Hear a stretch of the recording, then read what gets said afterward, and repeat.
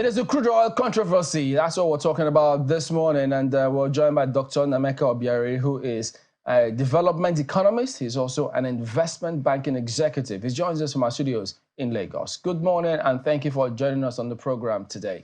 Good morning, Chamberlain. Thanks for having me. Yeah, so a lot is going on, and part of which you've not just been on the sidelines, you also, at least, you've weighed in at different points in time on this one. But one of the most recent development happens to be the one that happened yesterday with the Minister of State for Oil. He's had several meetings. But first, before we get into that bit, let's hear your thoughts on how all of this drama has been playing out for a while now, as a matter of fact. Chamberlain, I'm very excited that the Minister for State for Oil and Gas, Lokbobiri, has actually stepped in to stem the tide and to, calm nerves, which is what is expected of him in a very important sector like the oil and gas sector that accounts for 75 to 85% of our foreign exchange earning. And Chamberlain, you will recall, this oil and gas sector is a very important sector. Dangote is a very important player in this industry. The downstream sector is over $50 billion sized, and it contributes over 1 million jobs in the Nigerian economy. And the skirmishes between the NMDPRA and the Dangote is very unfortunate. And Chamberlain is also dovetails to the issue that we have been having in the industry over the last 9 years. Remember, all over the world, regulators are supposed to assist and to enhance business environment and business development. What is happening to Dangote is not new. You remember, I recall watching your session when you asked the Minister for State for Petroleum Resources to intervene in a matter that had been happening in the Warren North oil and gas ecosystem, where 4 depots valued at over $50 million that has over 3,000 jobs in that ecosystem have been jeopardized since January 2024. That's depot, one Taros oil and gas depot and jetty, Dam Marina, Sayas, and one of the biggest export depots in Nigeria, Green Mark. Last year, Nigeria did over $790 million export. That depot, Green Mark, accounted for a significant portion because most of the oil refineries, the Niger Delta, stores most of their byproduct and export through that depot. That depot had been locked for over 7 months, going to 8 months, by NNDPRA for no just cause. You remember, you've intervened. You even asked the Minister for State to intervene in the matter. He promised you he will get back. 2 months after, he had not gotten back to you. And it's very interesting, Chamberlain. This is an ecosystem that is supposed to even create jobs, add so much to this economy, that has over 120 to 150 million liters of PMS that's supposed to be coming into the system. And what is the issue? NNPCL brought a product to a depot. And I give you an illustration, Chamberlain. It's like somebody goes to a warehouse and says, okay, I'm hiring your warehouse, Mr. A. I am bringing 20,000 bags of rice to come and store in your warehouse. The man says, okay, no problem. The man tells his managers, make sure you receive this thing and count it and store it. The trailer that was loaded to come and bring the rice, first of all, in one of the stores, accounted for 7,000 bags. They checked it, quality, quantity, okay. Now, to the next storeroom, they dropped almost about 9,000 bags of rice. And they claimed it was 13. The people said, no, what we saw is 9,000. And in the course of checking for that rice, they discovered that even what they bought was bag of sand instead of rice. And the owners of the store, which is their job is just to store, called the man who hired the truck. So they are supposed to bring rice to our store. They only brought sand. Please intervene. This is what, and they arrested the truck. Rather than clap for them, promote them, even give them national award, that warehouse was locked down. Other warehouses within that visit have been locked down. For 7 months, jobs have been lost. Over 13 billion naira investment lost, income lost in that sector. And the same thing Dangote is facing, and it's very shocking that in this economy, the biggest investment in that sector is supposed to alleviate our problems are not being attended to. So, and I am very happy that Lokbobiri, a very good man, has intervened. And I also want him to use, in the same vein, just like he promised you, to intervene in the issue at the cocoa area in Niger Delta and ensure that those depots are opened immediately so that Nigeria does not continue to lose money, lose investment. We need to encourage investors. Over 128 billion naira investment in that area have been jeopardized. because of no issue with the owners of the place, but because of issues with regulation, they're supposed to enhance business, they are not enhancing business. So, Dr. Biariri, so tell us, I mean, you know, as much as people are optimistic that the Minister of State for Oil has waded into this matter, but there are some historical perspectives that may dampen certain psychological makeup if they refer to it.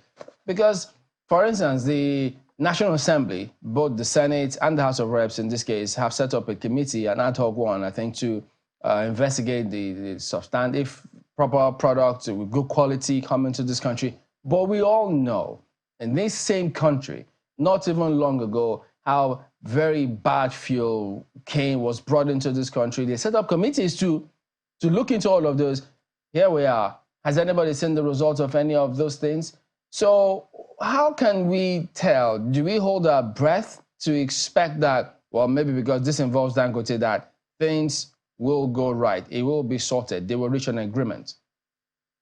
I think Mr. President needs to step in here. Yeah, I totally agree with you. Mr. President needs to step in here because sometimes I feel that, you know, you cannot be sabotaging the regulators cannot be sabotaging Mr. President because that is practically simplified that they are sabotaging Mr. President. Chamberlain, I give you, see, you remember, you know, and I must commend channels. Channels have been at the forefront of raising this issue. Dangote is a very important refinery in Nigeria. And what are we talking about here?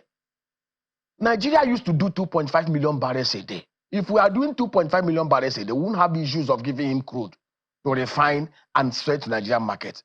I won't have issue meeting our 1.78 million barrels a day OPEC quota.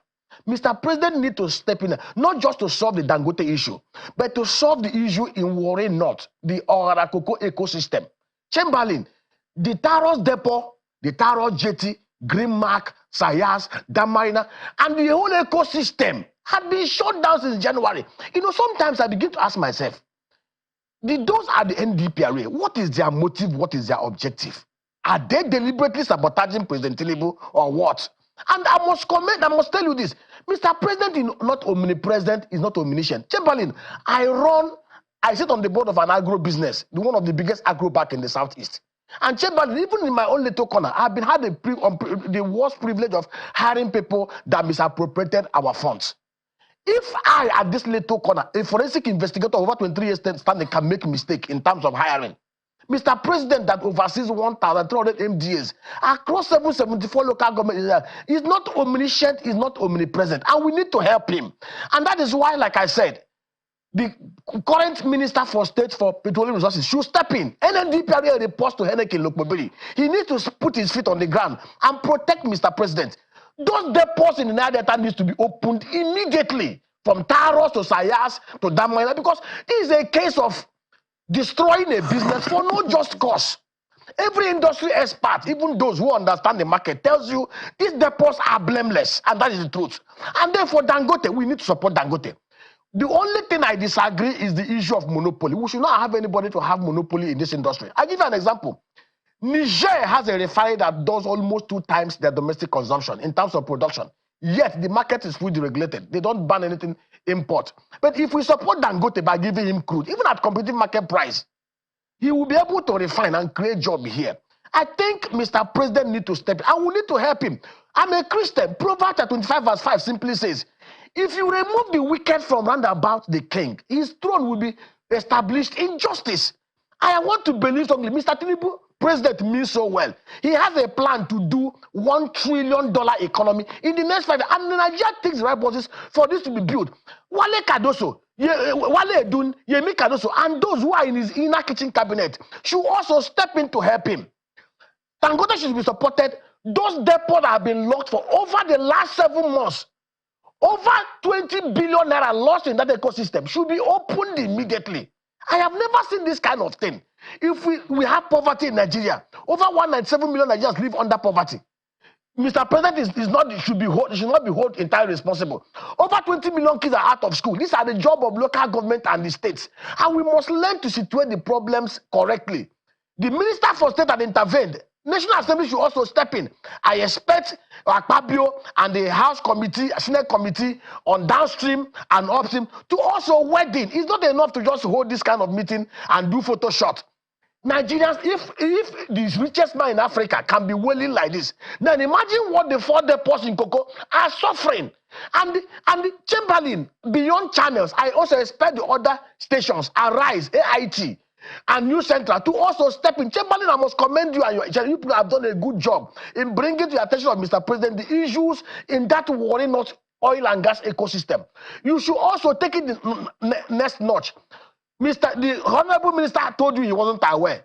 You guys should also keep on calling him to remind him that that ecosystem had been shut down. 3,000 jobs lost.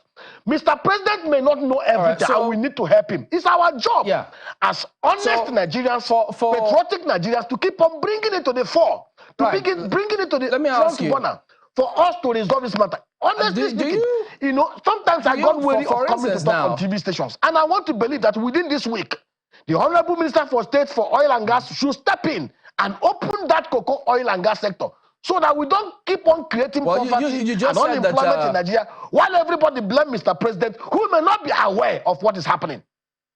You have called on several persons to step in and help the president. So you equally, we all also have to step in and help the country by consistently pointing out whatever we think is going on wrong, wherever we see it. If we see something, we have to say something, because there are several people who can't speak for themselves. So if you can, you'll do so, because you just might save lots and lots of lives. Speaking about this crude oil controversy, so do you think that at the heart of this matter is the quest to stop importation of, exporting our crude and importing the products, bringing it back to this country? Do you think that there seems to be, because there are those who think some persons don't want that to stop, and so they will do whatever they think is possible to make sure that keeps happening? Could there be any credence, any truth to whatsoever, to that particular narrative? Berlin, I want to align with that school of thought, and I'll give an example. Nigeria today has a crude component of 445,000 barrels that were earmarked for the 3 refineries that are not yet working. What stopped the NNPC, rather than doing this OPEC DSP thing, to say, okay, to Dangote. Dangote has a refinery that can do 650,000 barrels a day. Okay, we're going to allocate that for 445,000 barrels to you. But it's going to be under a special concession arrangement, cost plus a margin of 30%. You can source for the remaining 205,000 barrels from elsewhere. But these 445,000 barrels we are given to you, we want to boost productivity in the economy. What do? Cost of refining is cost of crude production is about $31 max. Cost of refining a barrel is about $10. Okay, you're not going to add more than 30% margin on it. If you do it based on the current exchange rate, it will give you about 503 naira per liter. If you look at the barrel of about 159 liters in a barrel of white petroleum product and other byproducts. Now, you appoint something like an embed in the oil and gas sector with all the IPMAN, DAPMAN, and MOMAN as part of it. What it simply means that the 445,000 barrels we are going to give Dangote, the product will be sold in Nigeria. Whatever he sources outside, he can export. You give him at the market, you give him at a concessionary rate. $31 per barrel cost of production. You can even add $10 and then add his margin, $53.33. By the time you do it, Nigeria will buy petroleum product, DPK, PMS, HU, anywhere in Nigeria at a cost of not more than $700 per liter. Even if the marketers and those in the whole eco-value system add 24% on top of it. It makes it easy for Nigeria. It becomes transparent. Dangote produces what we consume here and then export to the rest of West Africa. If you don't want even to give it to Dangote, you can also look at Bua is building. Edo refinery is there. They are expanding by 30,000 barrels a day. Now Delta refinery is there. You can extend the same thing to Watersmith and all the rest of them. Basically, Nigeria can do 2.53 million barrels a day. The question we should be asking ourselves, why are we not producing 2.4, 2.5 million barrels a day? Why are we not even doing 3 million barrels a day when we have the capacity? We have even, if you look at the CBN records, as at August 2010, we did 2.8 million barrels a day. We can replicate this. It's no skyrocket science. The issue should be, what do we do to ramp up crude oil output, be able to give Dangote and every other person, and make this country a productive hub? And beyond even that, how do we protect the ecosystem? How do we ensure that people, I give you 4 depots invested over 128 billion. Dr. Obiari, just if I may interrupt one you. of the things I do with my team is to do sectoral analysis of Nigeria from oil and gas sector, agri, to see how we can contribute our intellectual input to economic development. And I find this so preposterous that 4 depots that were built with over 128 billion naira by investors, local investors, had been shut down for 7 months by NNDPRA and NNPC. And nobody's talking about it. And we expect foreign direct investors to come in, even with lamentation of Dangote. So if I may come in here, can you hear me?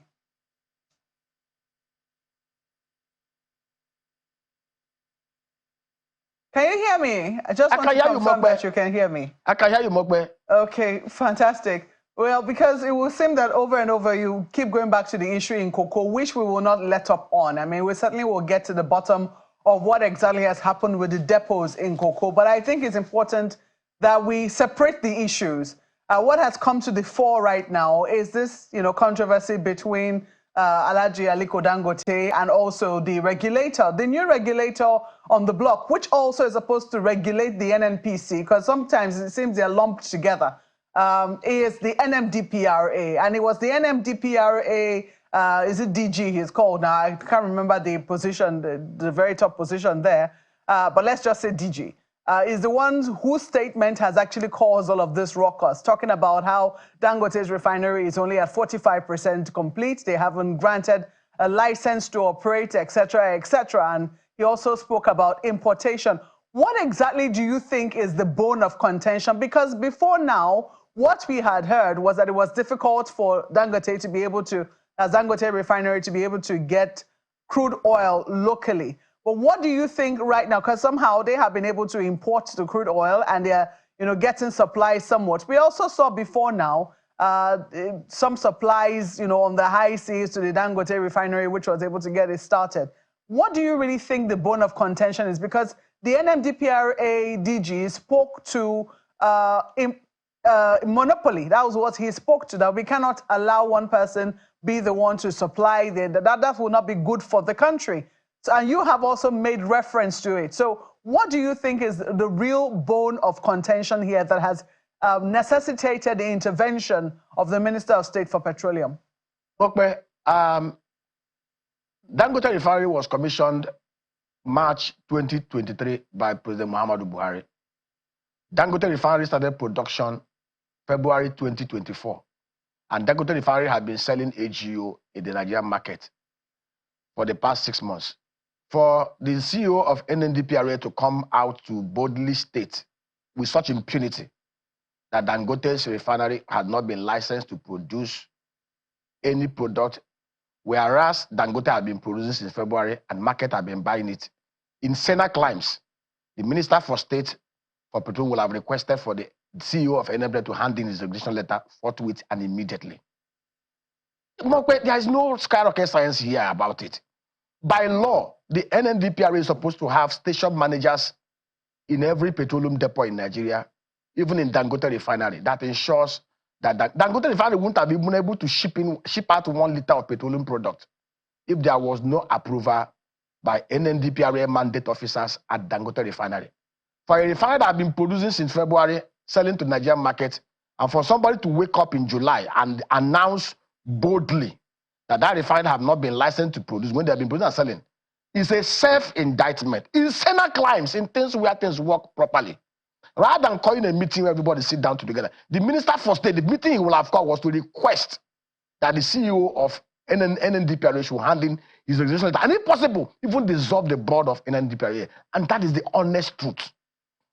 In as much as Dangote may have his shortcomings, I don't know, you can help us clarify this. We have been told that for those who, Dr. Berry, if you can help us clarify this, we have been told that for those who are in the oil sector, that there are certain things, that there are certain licenses that are needed to operate. They talk about a license to establish, a license to build, and then a license to operate. And that is that final license that has not been granted, but that there are other licenses that have been granted, which has enabled the Dangote refinery to be able to sell its products and even to export if it so wishes to do so. But that final license, because the refinery is not fully done, has not been given.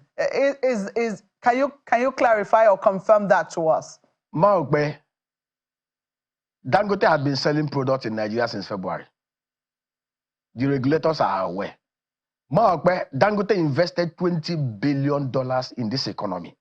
If let us even, without even considering that Dangote did not even have a final approval to even begin to roll out. A regulator is supposed to be a business enhancer. A regulator is not supposed to be a business killer.